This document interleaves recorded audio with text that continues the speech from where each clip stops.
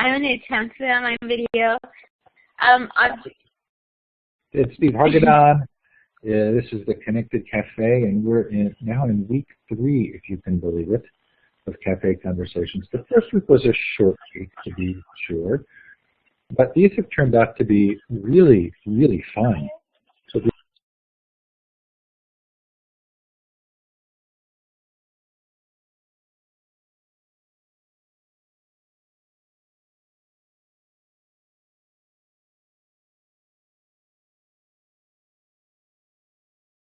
large. We're waiting for Howard Rheingold, and we don't have any reason to believe that he will not be coming, but we never know. We sure hope that he does, but it's really fun to have Shelly here, Shelly Terrell, who's just survived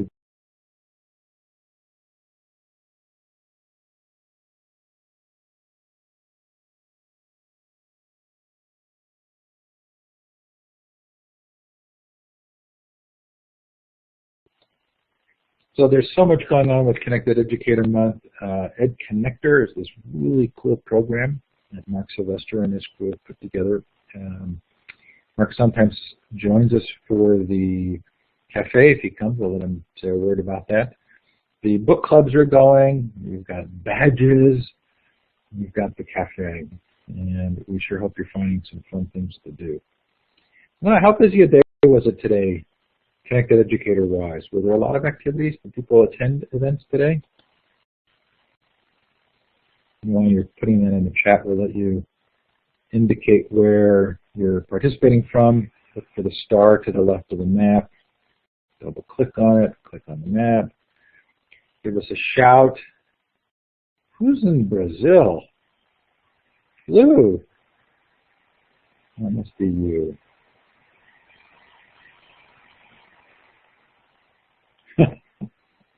Oh my gosh, am I feeling the pull to go back to Brazil. I lived there for a year when I was in high school as an exchange student, went back 2 or 3 times. But after the Reform Symposium and after some other things that have come up, I just want to go back. Looks like Mexico, Canada, United States, Brazil.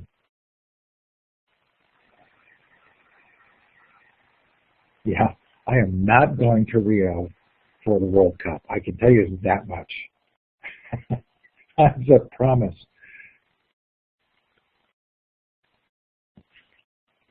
Well, wherever you're participating from, we're sure glad you joined us. This is a fun night. Okay, so we're going to proceed without Howard and hope that he pops in. And in the meantime, the first thing that we do is we get a 5-minute history. So Shelly, this is a chance to kind of talk about yourself in a way that maybe you don't normally get to do. This is a brag moment. Now you can be humble, but sort of give us your background, tell us what you've done, things that you're proud of. Give the audience a sense of who you are. Hi, everyone. I don't have my pug with me right now. I'm hoping to see Howard later. We haven't seen each other for quite a while. To know a little bit about me, I am a teacher trainer. I travel around the world.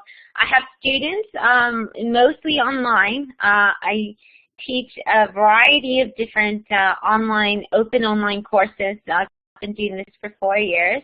I currently have students in Spain right now, so they're doing a lot of storytelling. So if you see me tweet some odd things, it's because we're doing storytelling and we use Twitter a lot.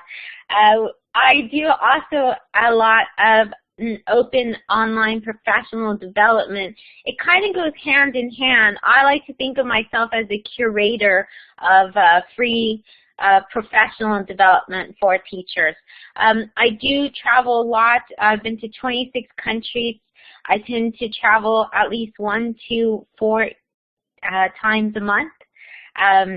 the next country I'm going to is Nigeria. I think if I don't get to the World Cup, that I want to. It'll be good to see you again, Lou. But the other is I pretty much do a lot of majority of my online professional development online, and I'm always looking for ways to make it more interactive and get students to participate more. I think mine are different. They're very hands-on, they're task-based. I have people actually go do things. We play, we learn, and we do so much. I'm also currently working on the books. One of the books that I'm working on, I'm actually going to blog about today. So later on tonight, you're going to be able to see what I'm working on. It's really exciting.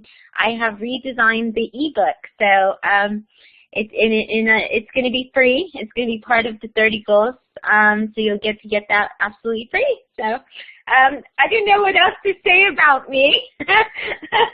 I have this gorgeous pug. He's very cute. He usually tends to come on all the time, and I never sleep. Okay, so I'll ask some questions that will help prompt you.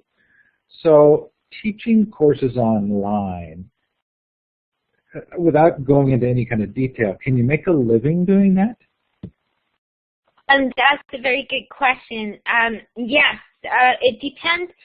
So I think that I'm kind of, my background was in communication, so later on I got my master's in teaching, but with communication, I tend to know sort of, I think I'm pretty good at the marketing aspect.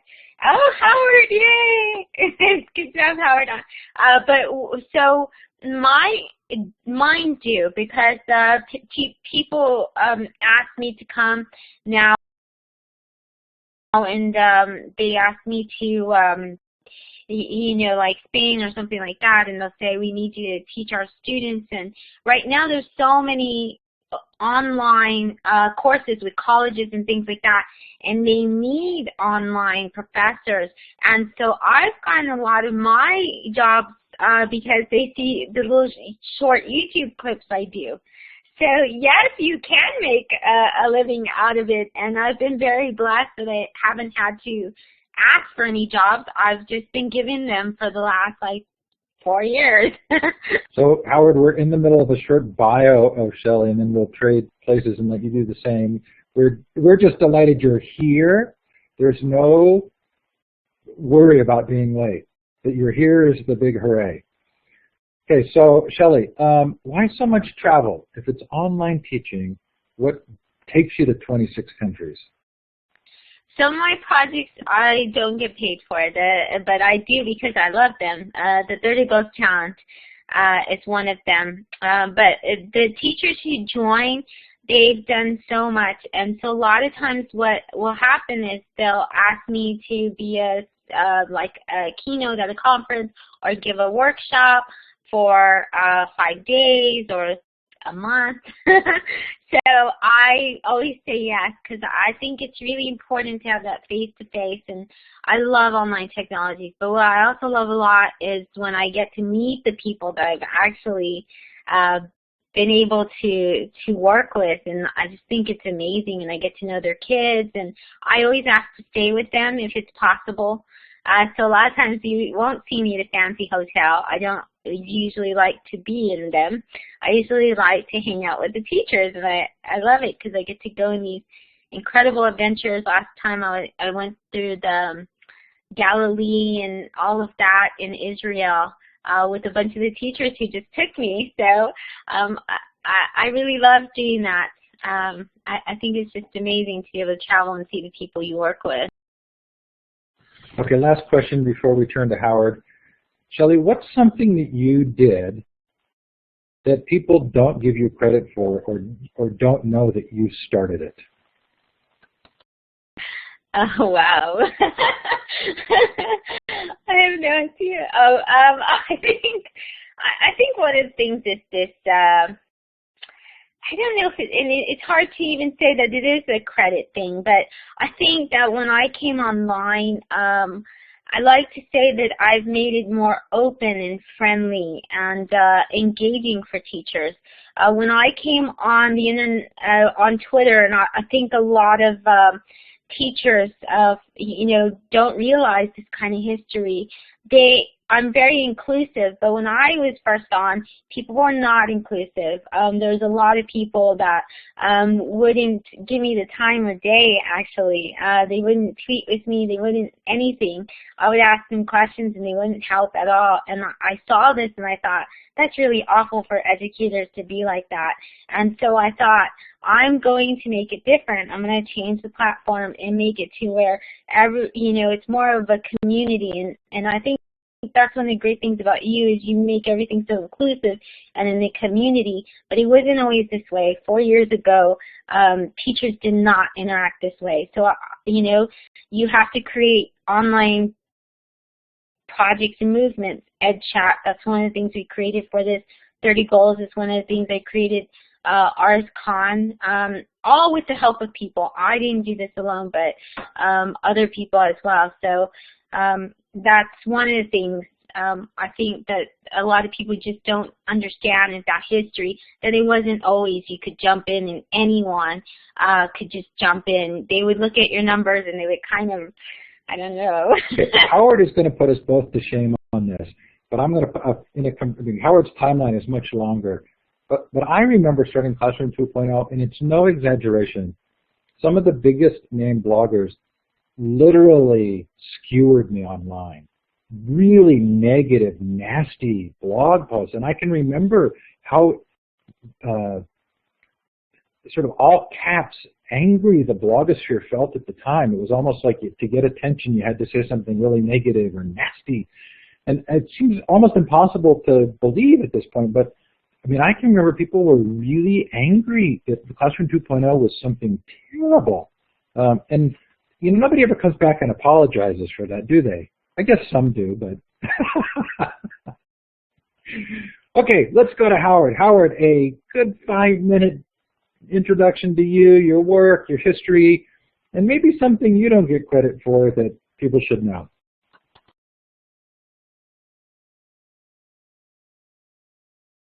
Howard, we don't have audio from you.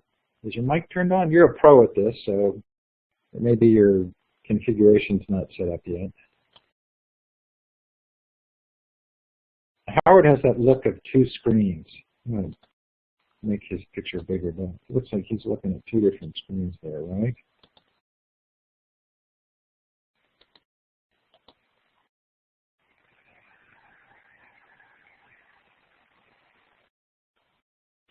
Maybe your headset's on mute. Do you have a little mute button in your headset?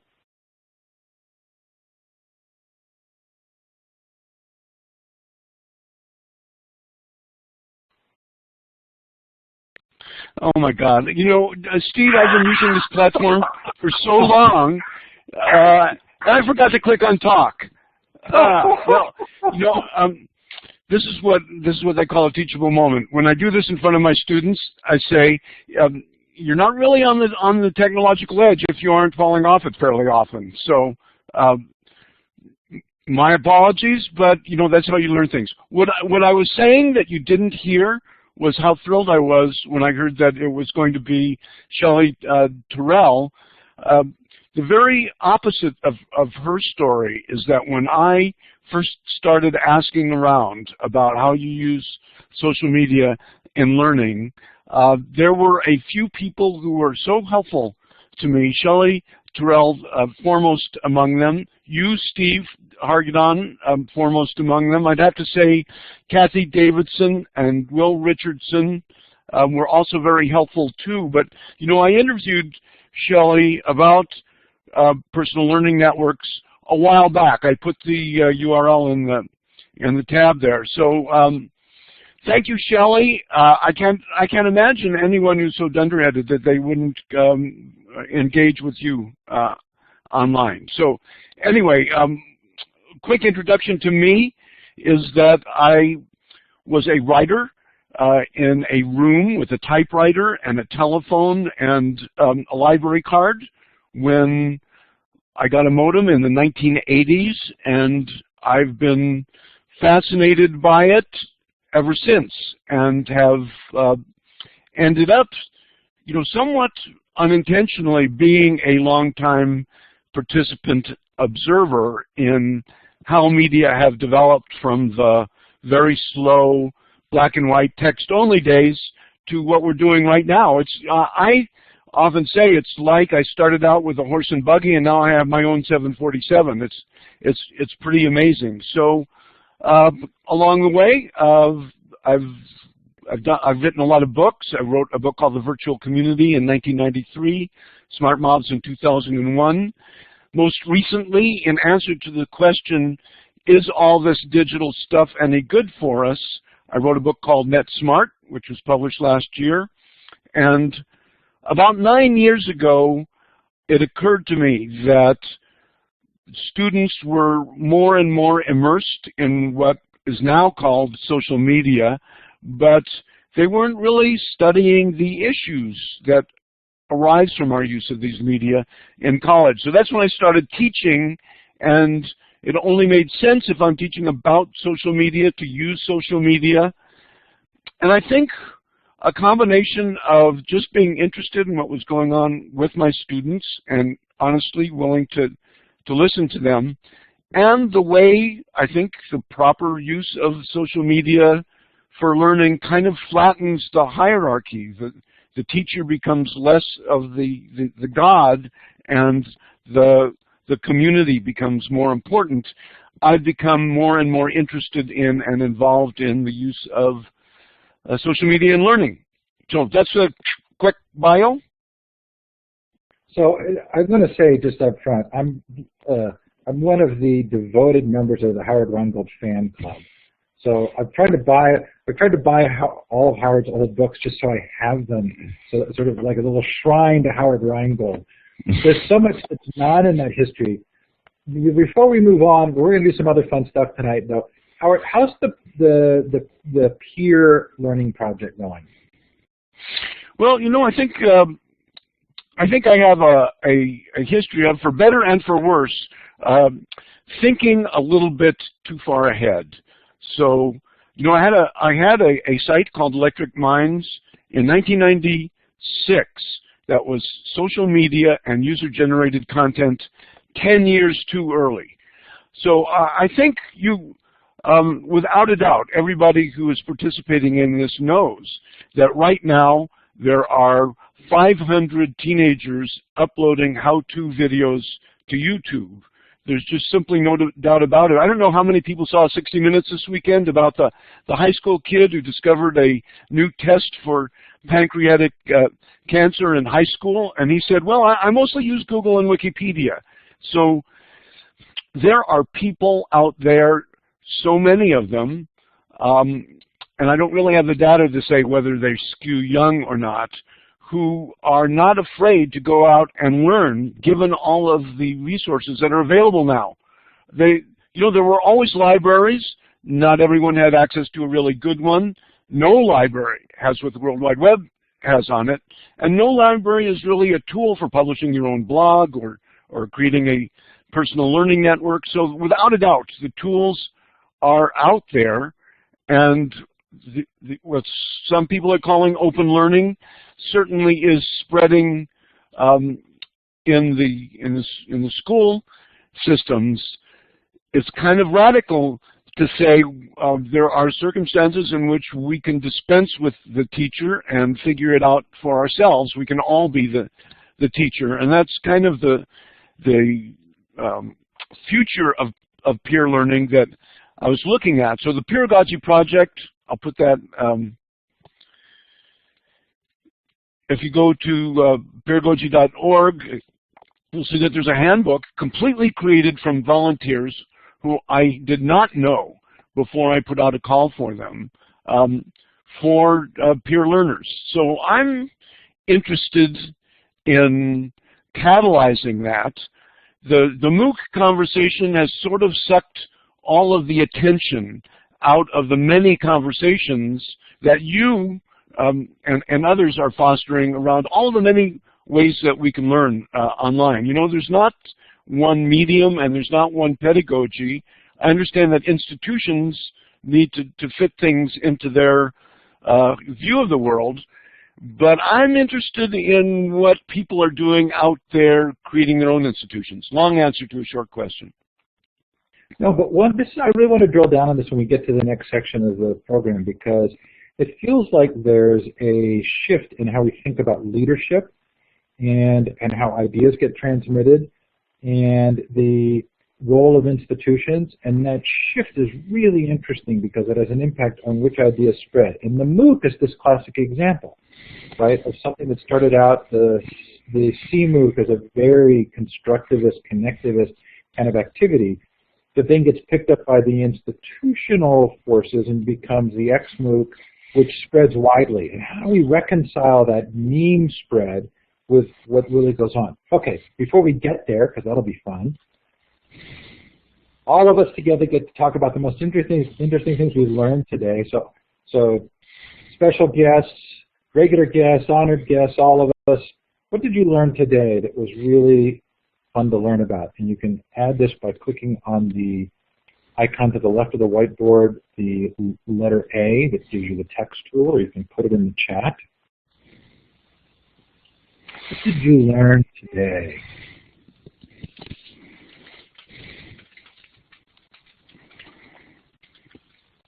I learned that people like the phrase Oompa Loompas. So my answer to the MOOC is the OOMPL, Open Online Massive Participatory Learning Experience. And a Loompa would be a local, open, I don't remember what the other O is, massive participatory activity. And I got so much positive feedback from that today. You know, so, putting names on things is very important, for better or worse, branding. There are a lot of interesting things out there that don't have catchy names yet. Well, the MOOC was such a catchy name. Okay, let's see. A Popty Ping as a microwave. What does that mean? Heidi, do you want to grab the mic and tell us? Sure. It's a Welsh word for microwave. How fun. Look, Jackie's rolling on the floor laughing. I hope it's because of the Oompa Loompas. Adults who don't immediately take the Terrell on, you'll tell Terrell online. Oh, that's funny. You wonder if you take off. Yeah, how about that, Shelly? Good. Let's see. We'll avoid the tax questions here. I learned today to stop being so uptight about our assessment, just relaxing during teaching my students. Lovely. Between knowledgeable and knowledge. Oh, did that come out of that library session today? Because there was a discussion about that today in the Connected Librarians Conference.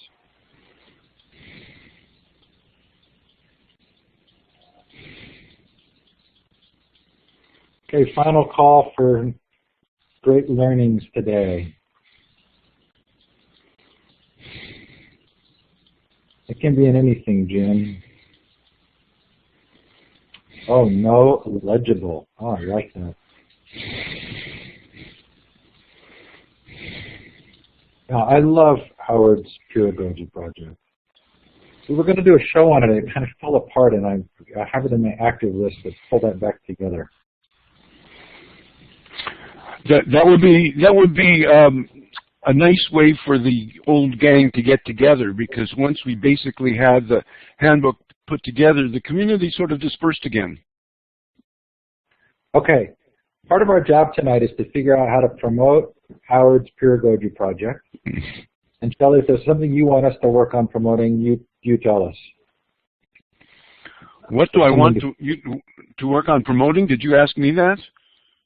No, I'll ask Shelly. I said one of our tasks can be to help Howard promote the pedagogy site, and another can be something that Shelly needs. Shelly, is there something you need? I have a MOOC. Well, it's not a MOOC yet. I guess it's a. Oh, what do I call it before I can even term it a MOOC? I guess a Oomple. An oomple. Because it doesn't have the massive yet. See, that's what I don't get. Is how can I term it with the massive if I got to have the people. M stands for mini, so it's an oomple where the M is for mini. Okay, an oomple mini. Howard, that doesn't correct. But that is coming up in January, and so I am excited about that. Okay, so normally at this stage, we take a little bit of a break here and let Tom DeBoer tell us about what's going on tomorrow for Connected Educator Month. Tom's not here, and I encourage him whenever he can to not come here so he can take time with his family. So if you're planning on attending something tomorrow for Connected Educator Month, would you put it in the chat and let others know what you're excited about that's taking place tomorrow?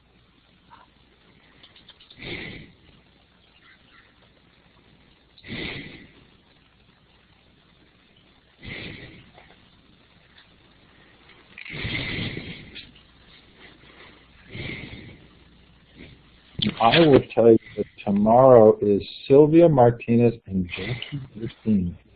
That will be fun. Yeah. It sounds like fun. Sounds like a recipe for fun. That will be fun. Okay. So, at nod to Connected Educator Month, do look it up at connectededucators.org. Tomorrow is Teachers Day in Brazil. You get the day off. How fun. Oh, yeah, and the Discovery Education Virtual Tech Retreat Conference. Awesome. Okay, so the next part of the cafe experience is for each of you to be able to describe in some depth something that you really care about. It can be a project, it can be a thought, something that's on your mind right now, something like I just kind of ranted there about what happened to MOOCs and the way in which sort of the deeper thought lost ground to the spreadable thought, or the easy way in which the MOOC, as the ex-MOOC, was able to be adopted by people for whom it fit a particular purpose. So that's kind of been on my mind, is this question between memes or thoughts that have spreadability versus inherent value, or at least from a particular perspective. So what's something you're thinking about or working on that we could really talk in depth with you about? And Shelly, let's start with you. Well, one of the projects, and I'm going to post on the blog today, I meant to do it before, is I'm redesigning the ebook. And so I'm coming out with the first design before the published design, which will be published by the round by the end of the month. But I'm going to give a free version, and I think it's one of those things that so I've taken out the table of contents, I've made it into a mind map, and one of the reasons I did that is because when I write, I struggle with writing books. I love books, but they don't follow a certain pattern. And when I was doing the 30 goals, and that's going to be published as a book, the problem I find is you learn so much with design. Design gets people to do things. That normally it can gear them a certain way, it can make them think about a certain thing, and in the table of contents when you see it, it just it's linear, but most things aren't linear. Like if you have a course book, then you know, if you're learning about animals, you can see it in a way, the way that I'm envisioning is like a mind map. And then you can set all the concepts and decide where you want to go. And that really bothers me, that even though we've had these ebooks and e-publishing for so long, the design is the same. It doesn't ever change. It's sometimes like we get so caught up with the technology that we pay no attention to the design. And I know Jackie knows a lot about, you know, design and stuff. And I think people are really need to start focusing more on the design. Okay, I have an instant connection for you. So one of my favorite books was written by Mortimer Adler, and it's called How to Read a Book. And here's the theory, right? I don't ever read a book in order. I pretend that I'm having a conversation with the author. And if I were sitting down with the author, I would say, tell me about this idea. And within an hour, Howard could tell me the core ideas of a book he's written. It wouldn't be everything, but in an hour, he could tell me. So if I can't, in an hour, figure out what a book is about at its core level, then I'm not going to, I want to dive in deeply to the other parts of it. And I get so much pushback on this. Like I said this at a conference last week, and a guy said to me, a very nice guy, a guy I really like, said, we have to respect the long-form writing. And my answer was, I still respect long-form writing, it's just that's not how I read, right? I can still appreciate the long form of the book afterwards, but when I'm first starting, I have to search through to find things that will catch my attention. So does any of that match with what you're thinking? Exactly, and I think that's brilliant. There's like for example, when I was doing my, I really got this from doing my master's online.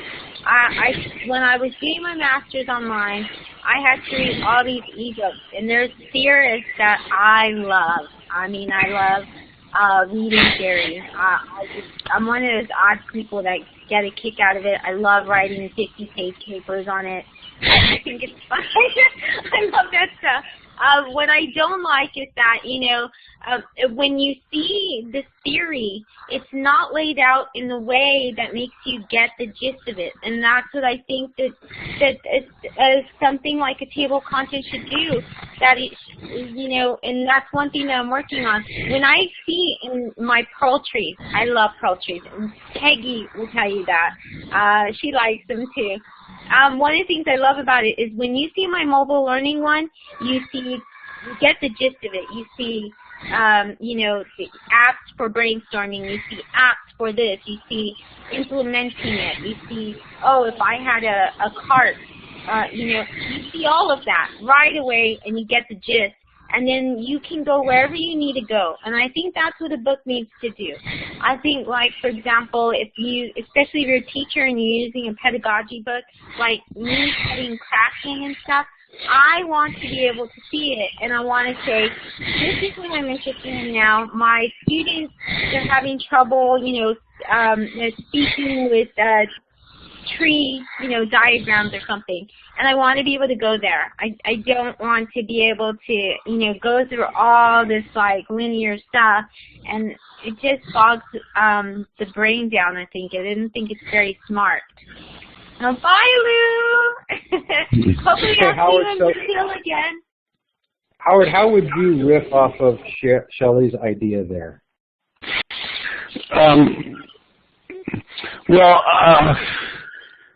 I'm tired of writing books, but absolutely, as making a living at it, I found that being able to describe the book in the chapter titles was the first step to selling it to a publisher. So I think the same thing is true of a reader, that you got to open the book and take a look at the chapter titles and immediately get the gist of the story. When you were talking about your way of reading a book, I was editor at Whole Earth Review for 4 years, and the Whole Earth office received probably 50 to 100 packages a day, and most of them were books. And so we had to figure out pretty quickly which ones were worth delving into. And the ones worth delving into, you can't really read the whole thing in order to do the kind of reviews that Whole Earth did. So they really taught us to try to get the gist of the book. That didn't mean that some of those books I didn't read from cover to cover many times. But I think it's important to be able to have a range of ways of getting into long-form material. And when I still like paper books are a great technology, and browsing them is so much easier to do. One of the advantages of the ebook though, is the hyperlink in the table of contents and be able to jump to stuff right away. So more power to you, Shelly. We need people writing those succinct ebooks so that the kinds of ideas that really turn us on will spread. There are so many, as you know, so many educators out there who would like to innovate. They would love to empower their students. They're a little bit afraid of stepping out of the tried and true, and technology looks so mystifying to them. You know, what you said is absolutely true. The technology affords a certain kind of pedagogy that you could do with Post-it notes and index cards and blackboards and whiteboards. In fact, sometimes it's better to do it that way. But being able to here I'm preaching to the converted. Being able to blog to the world is a whole other story in terms of empowering young people. That's a scary thing for an educator. There are a lot of political shoals there. So having something that's long form enough to really give you the detail, but that you can get the gist of right away, I think it's really important to spread these ideas. I think absolutely teaching is a talent, it's a passion, it's a calling. Some people are a lot better than others, but really, learning is what humans do, and learning from each other is what we do. And we have these opportunities with this technology to to break out of the monopoly on learning that schools have had for a long time. So I teach in a school. I sent my daughter to schools. I survived school, but I'm much bigger on learning personally than school. School was not easy for me. Hey, Shelly, Jim asked a question about social reading. And I took my family on a Mecca to a Powell's bookstore in Portland, thinking I was going to be taking them to this sort of great place that I'd always wanted to go.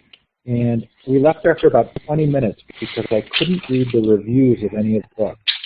I've become very dependent on other readers' responses to books. And it was evident when I was in a physical bookstore. So Jim wants to know, Shelly, what about social reading and social annotation? I like all that, and I actually was in the beginning parts of Howard's pedagogy course. And, you know, a lot of this is because when I think of the design, and I think that's, okay, so I have this thing that I think that design will get, and you and I talked about this the other day. We had conversations about how you make people smart by certain processes and certain organization of things, and I think design is that, and I think that you can, when people may not normally do something like socially annotate, because I think there's some things that you got to get people to do. I think that the design of something will get them to do that. If something's designed in a way where they understand this is what I'm supposed to do. I think the problem right now is that even though Wiki is calls for that, it's not an easy way to do it. I will. Jake and I have these conversations all the time where we think there's so much great technology, it's incredible, it's wonderful, but a lot of the technology hasn't been used to the point where it gets people to do this. It's the design, the actual design of it, the layout, the directions, and all of that. It doesn't show you, it doesn't make it that interesting or nice. Like, I wish there was a tool out there, and I always see sticky site tools. I see all these hundreds of tools all the time. I use thousands of bookmarking things, and I think social annotation is great. But when I see it in a MOOC or anything like that, it really bogs my mind down. And it doesn't even work friendly for the brain. It's too clunky. You see all this text and stuff. It needs to be color. You know, it needs to be chunks of text. It needs to be different sizes and fonts and spacing. There needs to be a lot of white space and things like that, you know.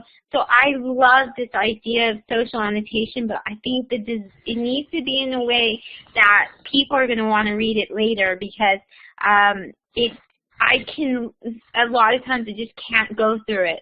I can't do a lot of MOOCs because of that, because I cannot get through the threads. It's just too much text, and it hurts my brain. Yeah, we're going to turn the tables quickly, and we can come back to any of this. But Howard, is there something you're thinking about that we haven't talked about yet tonight that's sort of deeply weighing on you, or that you're really engaged in thinking about? Well, I'm very much engaged with trying to help deprogram my students out of learned helplessness and get involved in co-learning. So I'm teaching students at Stanford, and these are students who have spent their lives sharpening their pencils to ace the tests, to get the grades, to get into Stanford. And most of them loved learning at one time, but they've become totally accustomed to a system in which the teacher sets their expectations and gives them their assignments, and they do them as excellently as they can, but they're not exercising their co-learning muscles. So I advertise my course by saying, you got to read this. It's different from the way you normally learn. It's not for everybody. You have to commit yourself to it. It's not easy. And then when we get going on it, it's hard. It's a little bit of an uphill battle. Once they catch on, it gets very exciting. Of course, at Stanford, I only have a quarter, which is 10 weeks, and that's not very long. At Berkeley, where I taught for a while, you have a semester, which is long enough to do that. But co-learning, I think you know this story, Steve. When I write my email to my students at university, I always greet them with esteemed students. And when I started experimenting with Rheingold U, the first email I sent out, for some reason I typed esteemed co-learners. And they took to that so powerfully that it really forced the evolution of that form. But then I thought, this should happen in the classroom as well. I mean, isn't that obvious? But it's kind of hard to break through to people. For example, it doesn't count on your grade. It's not an assignment, but we do a lexicon wiki exercise where the co-teaching team every week identifies words and phrases and puts them on the wiki, and then it's up to everyone during the week to define them. And at the end of the term, they write a narrative about their learning using the words in the lexicon, and it's hard to get them to do that. I have to make it an assignment for them to remember to do it. So co-learning, that's what I'm pushing now, and I'm struggling with it. I really don't know whether I'm not doing it right, or whether my expectations are too high, or whether it's actually working and I'm not noticing it. But I'm going to have a big conversation with my students tomorrow about where do we go. We've been at this for 4 weeks now. What's working, what's not working? I have talked about this, and you've talked about kind of the difficulty of letting them kind of dangle and fail. Shelly and I had this experience with the Reform Symposium, and I was reading emails in bed. I know this is terrible, right? But on my phone, and I just laughed out loud. I said to my wife, okay, here's this presenter for the Reform Symposium who emails me and says, I don't know how to get into my room. Where are the room links? So I emailed back, not wanting to give the direct link, and I said, well, make sure you join the presenters group, and there's a link in the presenters group to get you there. Then the presenter emails back and says, well, where's the presenters group? And I was like, is this kind of this is an exaggeration, but it feels as though a lot of education in some ways is codependent, that we take pleasure in helping people, and that has gotten to the point at which we don't give agency and allow for people to kind of learn on their own. Is that an exaggeration? Shelly, you want to take that, or?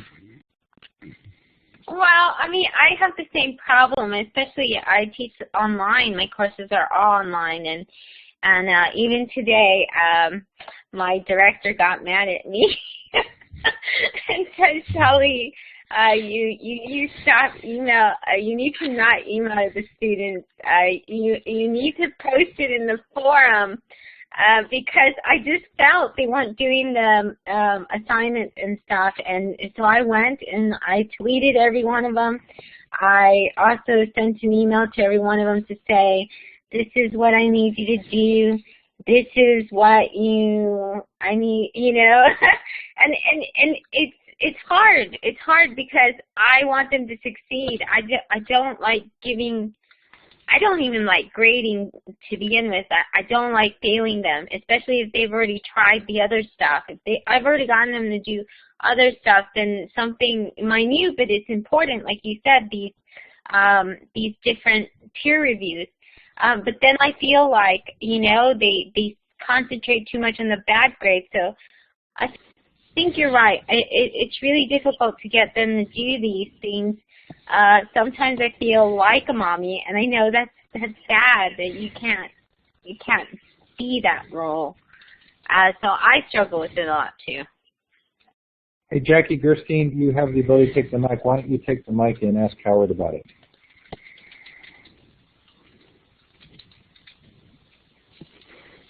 I'll actually grab the microphone if you would. Turn on the talk button. Maybe you don't have a microphone with you. So Jackie asks, what's the struggle, Howard? What do you mean by that, Jackie? So I put the link to my course hub up there, and so it's got all the explanations of how things work. There's a long list of things to do. You need to blog. You need to comment on your co-learning team's blogs. You need to take a co-teaching team slot. You need to do a learner's lecture. You need to participate in the forum. You need to work on the wiki. I warn them about all of these things before they even get into the class. And then if you do all those things, make a mind map of what you think you're going to learn, and then at the end of the term, make another mind map, use the lexicon, make a narrative. It's a lot of stuff. A lot of moving parts, to quote my evaluations. You can do all of it and contract for an A. Or you can do 80% of it and contract for a B. So guess what? Everybody contracts for an A. So is it because I've filtered for overachievers, or is it because that's the way contract grading works? Why go for a B? So now that they're going for an A, I send them an email the morning after class, reminding them about all the things that they need to do during the week. I've seen this work. It's caught fire, and people have a culture of conversation, and it's very exciting, and they say it's the best course that they've ever taken. I have no control over whether that's going to happen sometimes. That's sort of my struggle. Sometimes, right now, it's like, so what's the difference between someone who really strives for co-learning and excellence and someone who ticks off all the things they contracted to do? How do we determine the difference between excellence and less excellent? How do we get the people who could do better to do better? It's very hard. They have no training in assessing their peers honestly without getting them angry at them. So that's part of it, is how does this contract grading and peer assessment really work? Can I really get people to talk to each other about how they can do better, or are they all just going to give each other a pass? Howard, I've been reading David and Goliath by, what's his name? Malcolm Gladwell. And he talks about class size and the way in which class size impacts the richness of conversation. Have you noticed any correlation there? Yes, there's a correlation. Of course, if you've only got 10 weeks together, you got the first week and the last week, those are special. And then there's Thanksgiving, so there's only 7 weeks to present your material. If you want those people to meld into a learning community and really know who each other are and something about each other and communicate with each other. It's difficult to do that with 60. I have tried, and what happens is you've got to break it down into smaller groups who learn together. But if you've got 15 to 20, you can do that at the level of intensity I'm talking about. But you know, absolutely, there are master teachers who can take 100 people and get it to really work. No doubt about it. I just think it's easier with small classes. I noticed, you know, when my daughter was in elementary school, if you are really interested in learning, but you're a little bit quiet, you're not as aggressive as many of the other students, and there's 30 of you, and you raise your hand and you never get called on, it's difficult. If you're in a class with 12 students, that problem is ameliorated by the fact that there's only 12 of you. So I'm for smaller groups, less than 20, if possible. But I don't think it's impossible to get larger groups to form little communities. Gladwell actually makes, I think, the opposite point. He describes that the smaller the group sometimes, the harder it is for the conversation to start. It just happens to be where I am in the book, and there's probably more coming.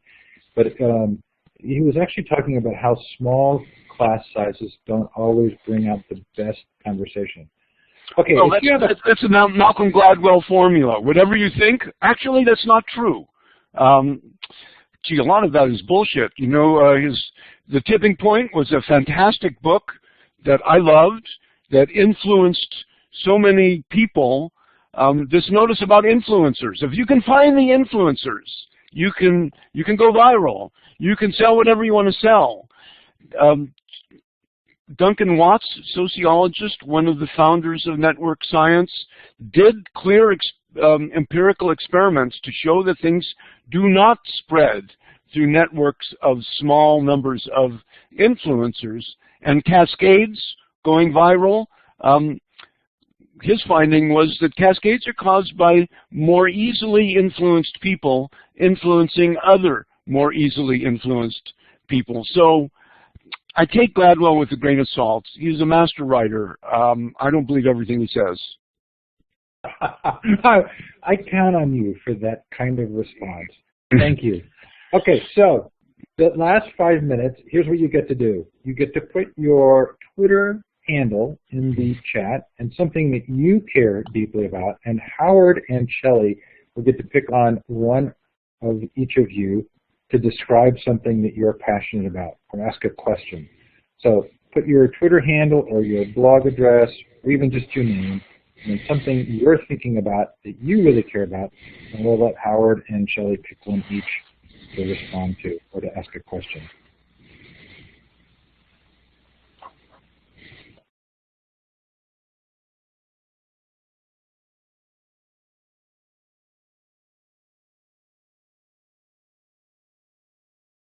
While we're waiting, I just wanted to, I want to agree with Peggy that grading sucks.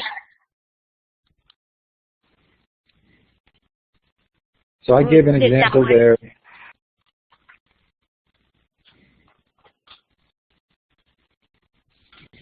Either my chat is delayed or you're not typing them in. Peggy George, learning something new every day. Jim Bonitis, do you think MOOCs will save or kill higher ed or something in between? Okay, somebody's got to grab that one. Howard, Shelly, are MOOCs, what's the current situation with MOOCs? I'm studying that right now, and I think it has to get better. I don't think that, I love MOOCs. I mean, I do an open online course, and I'm trying to figure it out. This time I'm testing gamifying it. I'm doing whatever I can because you don't have that completion rate, and you got to get that. I've had success with getting completion rates on task-based MOOCs. But I think there's so much work. The design, once again, I really have a big problem. But were we going to let Jim come out and kind of speak about it too? Was that how we're doing this? Jim, grab the mic and say anything about this you want to. Well, this is Jim. I will admit it's actually a trick question because I think it's really quite exciting what's going on in MOOC land, and all the discussion around it is very exciting and appropriate. I think what we need to wrestle with is not MOOCs or not. It's not about should we do MOOCs or not. It should be how do we best learn. And there are so many interesting models and hybrid whatevers that are coming to the forefront to talk about. So anyway, that's really what the question's about, is what are some of the more interesting things that we're learning about this MOOC debate and learning from the MOOC debate. Enough said. Okay, Howard, is there one you want to pick there? Kirsten says that she cares about developing a framework for curriculum that requires co-learning. I want to hear about it because I obviously agree. So, Kirsten, take it away. Well, I live in Alberta in Canada, and we're working on developing our new curriculum right now, a framework around it. And I think that they're getting really started at looking at curriculum in a way to move teachers away from stage on the stage, as the saying goes, towards getting students to learn. I look at it and I see that there's possibilities. I have in my mind that there's a way that we could word our curriculum or program of studies that would provide the structure where teachers inevitably have to do co-learning, as opposed to some teachers do it because that's how they do it. I'm not sure how they could do it though. I'm sure that they can. You know, think about this. Well, what are the universally three favorite things about school that kids will tell you?